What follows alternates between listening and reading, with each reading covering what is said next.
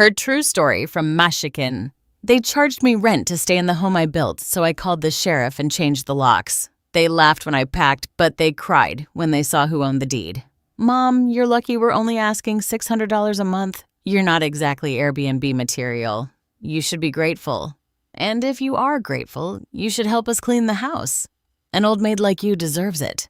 That was what my son said to me, standing in the kitchen of the house I built with my husband. He slid the rental agreement across the counter like it was a dinner menu and not the eviction of my dignity. My name was still barely dry on the lease line when my daughter-in-law chimed in from the living room, her voice coated in faux sweetness. We figured this was the fairest way, just to make sure everyone's contributing. I did not answer right away. I looked down at the papers in front of me, then up at the chipped tile on the kitchen wall. Tile I laid myself back when my knees did not ache and my hands were steady. 40 years ago, my husband and I dug the foundation for this home with our own backs. I picked out the windows, hammered the fence posts, planted the first rose bush out front. Now I was being asked to pay rent to live in it. After my husband died, I moved in with my son and his wife, thinking it would bring us closer together. The house was big enough for all of us, and I thought they'd appreciate the help. I cooked, I cleaned, I even babysat their kids when they still lived here. I thought we were a family, but slowly things changed. First, they asked me to move into the smaller room for privacy. Then, they started labeling food in the fridge with their names. Eventually, they stopped including me in dinner plans altogether, telling me they were eating out or already ate when I asked. And then came the talk about utilities. We're just stretched thin right now, my son said one evening. Gee, groceries, electric, internet, it all adds up. I understood that. I offered to help out. I handed over my monthly Social Security check to cover groceries and bills, but apparently that was not enough. A week later, he brought me the lease. I was to pay $600 a month for housing. No discussion, no warning, just a statement of fact like they were doing me a favor. I did not argue. I did not plead.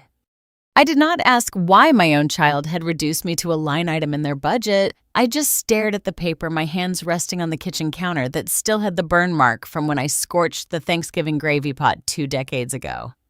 I asked one question. Is this your idea? I looked at my son waiting. He hesitated. It's just something we both talked about. We of course meant his wife. I nodded. I went to my room that night and stared at the ceiling, unable to sleep. I ran my fingers over the photo frames I had brought with me. The wedding picture, the family vacation to Machino Island, the birthday parties. Every memory suddenly felt like it belonged to someone else. I thought of my husband, of how hard we had worked to give our only son a home, an education, a future. How we skipped vacations and pinched pennies so he could have the best. How we built this house one nail at a time so he would never know what it meant to be without shelter. And now I was being charged to live in the shelter I gave him. I felt like a guest, no worse than a guest, a tenant, a liability, a woman whose value had expired. The next morning, I signed the paper, not because I agreed, because I needed time. Time to figure out how far the rot had spread. Time to see if the child I raised was still somewhere inside the man who had handed me a lease to my own home. But inside, something cracked. It was not anger. Not yet. It was something quieter, heavier. A realization. They did not see me anymore. Not as a mother, not as a builder, not even as a woman. They saw me as a bill. As I slid the signed lease back across the counter, my son gave a tight smile and said, "Thanks for understanding." I nodded. But what I thought was this. This is the last time you hand me paper and expect me to sign without reading every line. And that was the beginning. Not of the end, but of the reckoning. It started with the heat. The nights had turned colder. Michigan, cold the kind that bites through your skin and settles in your bones. I went to the thermostat like I always had and turned it up a few notches. Not to anything extravagant, just warm enough to stop the ache in my knees and keep the frost from creeping under the door. The next morning, I found a note on the fridge handwritten in my daughter-in-law's stiff, slanted script. Please, don't adjust the thermostat without asking. Electricity isn't free. I stood there for a moment, holding my cup of tea, rereading the note 3 times to be sure I understood. That evening, I waited until my son got home from work and asked him gently, quietly, why I needed permission to heat the house. The house I had helped build, the house where he had taken his first steps. The house where I had rocked him to sleep through fevers and nightmares and broken hearts. Before he could answer, she cut in. Just because she gave birth to you doesn't mean she gets a free pass for life. The words hit like a slap. I turned to her expecting some trace of regret on her face, some flicker of realization at how cruel that sounded. But there was nothing. No shame, no hesitation, only calculation. She went on. We're the ones paying the bills now. If she's not contributing more, then she can't just use whatever she wants. I wanted to scream that I had already handed them every cent I had coming in each month, that I cooked their meals, cleaned their floors, folded their laundry, that I asked for nothing except dignity. But I said nothing because I knew now this was not about money. It was about power.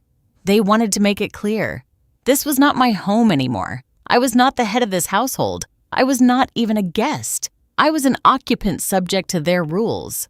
Shortly after that, they moved me into the smallest bedroom in the house. It used to be a storage room. No windows, one outlet. They called it cozier. They even put a curtain up instead of a proper door. My bed barely fit between the walls. The dresser I brought from my old room was left in the hallway until they could find space. I lay awake that first night in the dark, curled up in a blanket too thin for the drafty walls, and realized something terrifying. They were erasing me, not with cruelty loud enough for neighbors to hear, but with quiet shifts, one after another like a tide that pulls you out to sea before you even realize you're drowning. I was not allowed to cook anymore. We're doing meal prep now. I was told not to use the washer during the day. Rates are lower at night. I had to ask before inviting a friend over, just so we're all on the same page. Every request was cloaked in politeness, but everyone chipped away at who I was. And then one morning, I overheard a conversation I was never meant to hear. She should have thought twice before giving us the house and expecting a free ride after my daughter-in-law said to the neighbor as they stood outside the front porch. That sentence stopped me cold.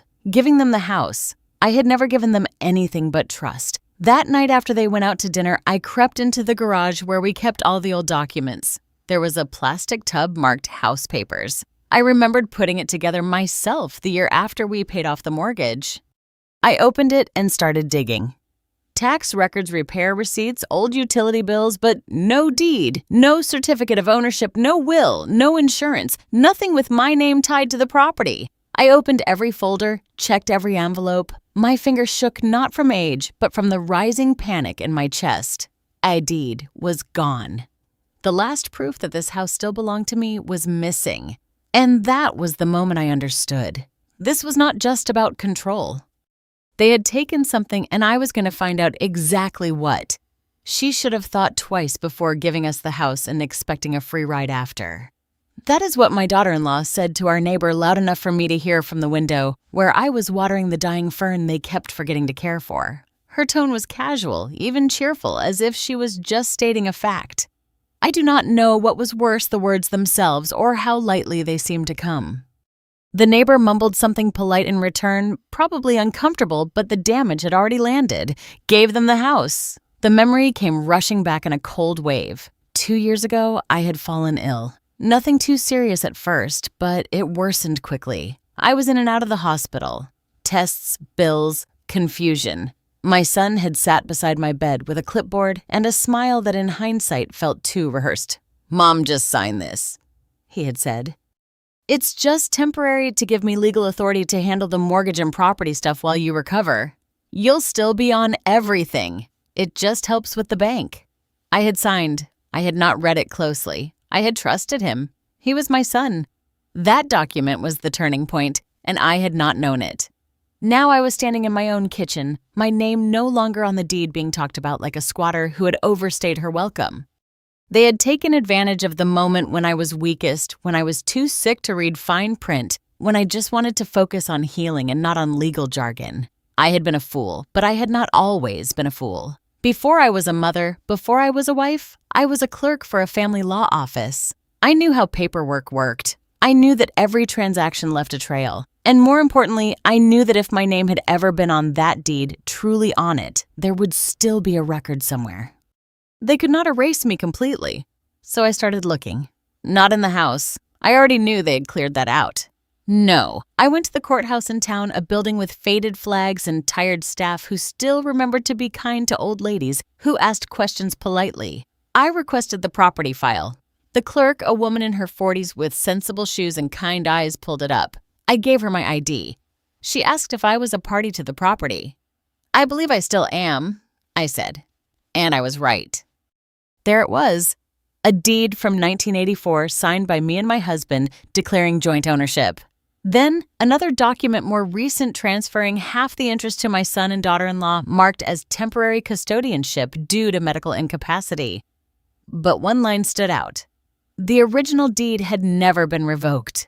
No one had ever removed my name. I still held 51% ownership of the property. I asked for a certified copy of the file. The clerk printed it, stamped it, slid it across the counter. Would you like us to notify the other parties of the access request? No, I said calmly. They'll find out soon enough. I stepped out of that building with the papers tucked tightly under my arm, and for the first time in 2 years, my spine straightened just a little. They thought I was just a frail old woman who did not understand legal language. But I had built this house brick by brick, and I had kept the receipts. I did not announce anything. No speeches, no confrontation. And I simply started packing. A few clothes, my old jewelry box, the framed photo of my husband in his Navy uniform, the Bible he gave me for our 10th anniversary. I placed everything gently into 2 suitcases I had not used in years, the kind with worn wheels and zippers that still remembered better times. I did not bother with the rest. Let them keep the furniture. Let them sleep in the bed I once bought with my first bonus check. Let them sit on the couch I picked out. When my son graduated college, the memories were mine. The objects were just placeholders. I moved quietly from room to room, folding and stacking, thinking not of what I was leaving behind, but what I was reclaiming. That afternoon, as I wheeled my bags through the hallway, my daughter-in-law caught sight of me. She leaned against the doorframe, arms crossed, a crooked smirk on her face. "Well," she said, voice sweet with venom, "looks like she finally got the hint. Took her long enough." She did not ask where I was going. He did not offer to help.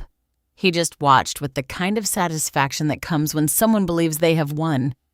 My son came down the stairs. As I reached the front door, he paused. His eyes met mine, but they were empty, distant, as if he had already decided I was someone he no longer had to care about. He did not say a word. I opened the door myself. It was not a dramatic exit. There was no storm, no slammed doors. Only the quiet click of my suitcase wheels on the front porch as I walked away from the house I had built. But I did not go far.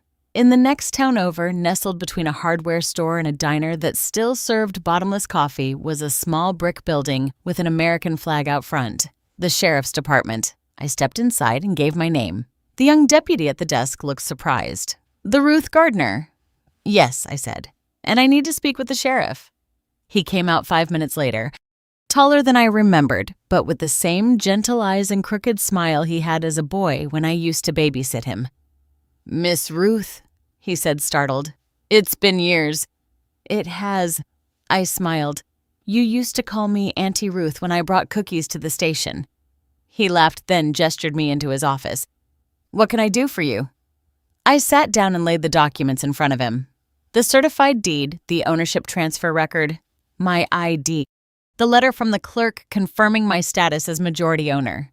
Then I told him everything. I told him how they moved me into a storage room, how they made me pay rent, how they took my name off the mailbox, and acted like I was just some freeloader clinging to a house I had no right to. I told him how I found out I still owned more than half the property.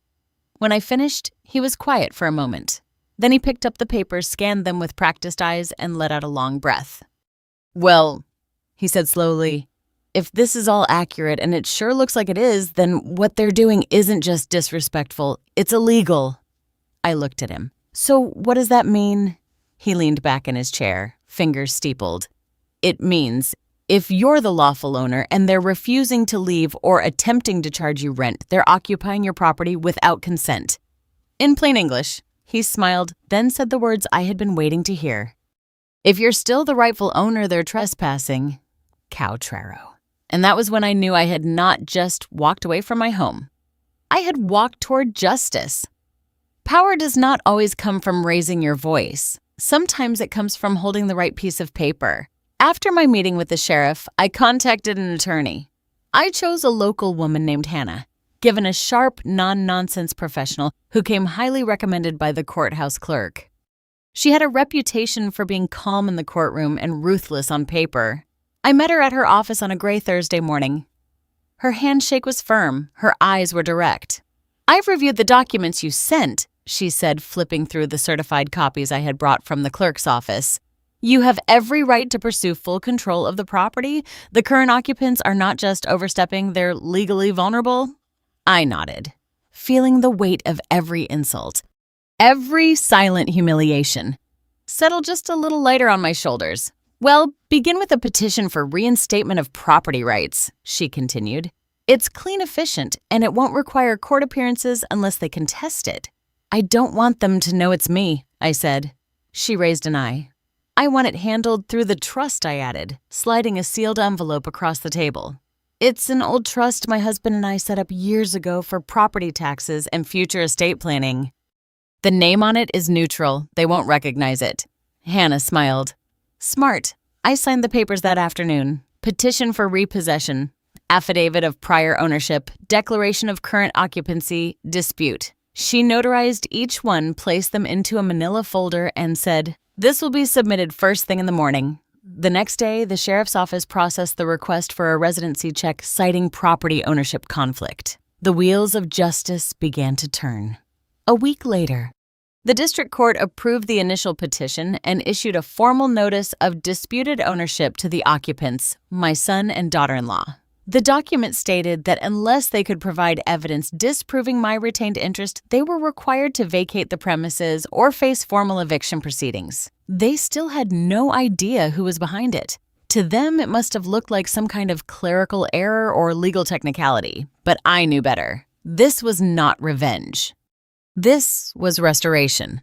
I watched the process from Hannah's office, tracking each filing, each stamped envelope, each confirmation of receipt. My hands did not shake, not once. When she handed me the final form to sign the formal complaint for unlawful occupancy, I picked up the pen, placed the tip on the line, and wrote my name. Not as a mother, not as a victim, but as the legal rightful owner of the home I built with my own hands. I did not cry. I did not smile. I just signed. Because justice does not always shout. Sometimes it's signed and it does not flinch. It was a quiet morning in early spring, the kind where the wind still carried a bite, but the sun was starting to return. I stood across the street from the house, my house wrapped in a dark wool coat that belonged to my husband, the same one he wore when we first moved in. It still smelled faintly of cedar and memory. The sheriff's cruiser pulled into the driveway just before 9 a.m., followed by my attorney's car. The engine barely shut off before they were at the front door. Official papers in hand, I watched from the sidewalk, still silent and unseen. The knock was loud, measured official. My son answered in sweatpants, confusion already on his face. "What's this about?" he asked, blinking in the sunlight. The sheriff unfolded the document. "This is a legal notice of property repossession. You and your wife are being asked to vacate the premises within 48 hours due to unresolved ownership claims." My daughter-in-law appeared behind him in her robe, eyes puffy, voice sharp. "Excuse me, what the hell is this? This has to be a mistake." "It's no mistake, ma'am. The sheriff said calm but firm. You've been notified. You had 14 days to respond. You didn't. This is the enforcement phase." "Who filed this?" She snapped, her voice rising. "We own this house. Who the hell is doing this to us?" I took my cue. I stepped off the curb. The sound of my heels on the pavement was the only sound in the world for a moment. My coat moved with the wind. My hands were steady. My breath was even. They saw me the moment I reached the edge of the driveway. My son blinked like he could not believe his eyes. My daughter-in-law's mouth fell open mid-rant, but no words followed. I said nothing at first. I reached into my purse and pulled out a folder. From it, I drew one paper, just one. The original deed. My name, my husband's name, my portion, 51%. I held it up without trembling. Then I looked at them directly for the first time in months. "The woman you charged rent," I said softly, "is the legal majority owner of this land." They were frozen. "No one took it from me," I continued. "No one tricked me. You tried, but you failed. You can't do this," my son whispered, his voice breaking. "I already did. I replied. No anger, no shouting, just truth. The sheriff nodded beside me, then handed them the second page, the final order. You have until Friday to remove your belongings. I turned and walked back across the street without looking back. I did not need to see their faces again, because this moment, this silence, was louder than anything they could ever say. It was a quiet morning in early spring, the kind where the wind still carried a bite, but the sun was starting to return. I stood across the street from the house. My house. Wrapped in a dark wool coat that belonged to my husband, the same one he wore when we first moved in. It still smelled faintly of cedar and memory. The familiar scent clung to me like the echo of an old song, one we used to hum while painting the porch together. The sheriff's cruiser pulled into the driveway just before 9 a.m., followed by my attorney's car. The tires cracked gently against the gravel as if even they knew this land deserved respect. The engine barely shut off before they were at the front door. Official papers in hand, I watched from the sidewalk, still silent and unseen, like the ghost they had tried to make me into. The knock was loud, measured official. It wasn't just a knock, it was a sentence. My son answered in sweatpants, confusion already on his face. His hair stuck up on one side and he rubbed his eyes like a child too slow to realize the rules had changed. What's this about? He asked, blinking in the sunlight. The sheriff unfolded the document. This is a legal notice of property repossession. You and your wife are being asked to vacate the premises within 48 hours due to unresolved ownership claims. My daughter-in-law appeared behind him in her robe, eyes puffy, voice sharp. Excuse me, what the hell is this? This has to be a mistake. It's no mistake, ma'am. The sheriff said, calm but firm. You've been notified. You had 14 days to respond. You didn't. This is the enforcement phase. Who filed this? She snapped, her voice rising. We own this house. Who the hell is doing this to us? I took my cue. I stepped off the curb. The sound of my heels on the pavement was the only sound in the world for a moment. That rhythmic click was steady and slow like a metronome counting down to a truth long overdue. My coat moved with the wind. My hands were steady. My breath was even. But my heart, it beat with something I hadn't felt in years. Certainty. They saw me the moment I reached the edge of the driveway. My son blinked like he could not believe his eyes. My daughter-in-law's mouth fell open mid-rant, but no words followed. I said nothing at first. I reached into my purse and pulled out a folder. From it, I drew one paper, just one. The original deed. My name, my husband's name, my portion, 51%. I held it up without trembling. Then I looked at them directly. For the first time in months, the woman you charged rent, I said softly, is the legal majority owner of this land. They were frozen. No one took it from me, I continued. No one tricked me. You tried, but you failed. You can't do this. My son whispered, his voice breaking. I already did, I replied. No anger, no shouting, just truth. The sheriff nodded beside me, then handed them the second page. The final order, you have until Friday to remove your belongings. My daughter-in-law turned to him frantic. This is insane. We've lived here for years. Our name is on the mailbox. Mailboxes don't hold title, my lawyer said, stepping forward. Deeds do. And this one says she's still the legal majority owner. You had the chance to contest it. You chose not to. My son looked like he wanted to collapse to melt into the porch we had once sanded together on a Saturday when he was 7. But I gave him nothing. Not a hand, not a word. I turned and walked back across the street without looking back. Behind me, the sheriff spoke again. We can offer assistance if needed with the move, but the clock starts now. I stepped onto the sidewalk. The early spring wind pushed against my coat. I inhaled and I could smell the lilac bush that once stood outside the kitchen window. It wasn't blooming yet, but I would bring it back. They tried to erase me, but I had roots here. Deep ones. Roots you cannot pull from the ground without breaking something sacred. As I got into my car, I glanced once in the rearview mirror. My daughter-in-law was sobbing on the porch. My son stood behind her, expressionless hands limp by his sides. This was the same porch where I once handed him his first lunchbox. The same kitchen where I sewed the patch on his jacket. The same garden where I taught him how to hold a watering can. And now, it was mine again. Not because I yelled, not because I begged, but because I never truly left. They laughed when I packed. But they cried when they saw who held the deed. And for the first time in years, I felt the ground beneath me say, "Welcome home." The house is quiet now. Not empty quiet. The kind of quiet that feels earned like the silence that comes after a long storm. A silence you do not fear but welcome. A silence you tend to like a final cup of tea at the end of a hard day. I wake up each morning to the light that filters through the same east-facing window my husband installed with bare hands. He measured it 3 times, cut the frame himself. I remember the sawdust in his hair, the proud smile when he finished it. That light still hits the same spot on the bedroom floor, casting warmth on the quilt I sewed when I was pregnant with our first. The garden is starting to bloom again. I planted marigolds first as favorite. Bright gold, strong stems, resilient. They remind me of him.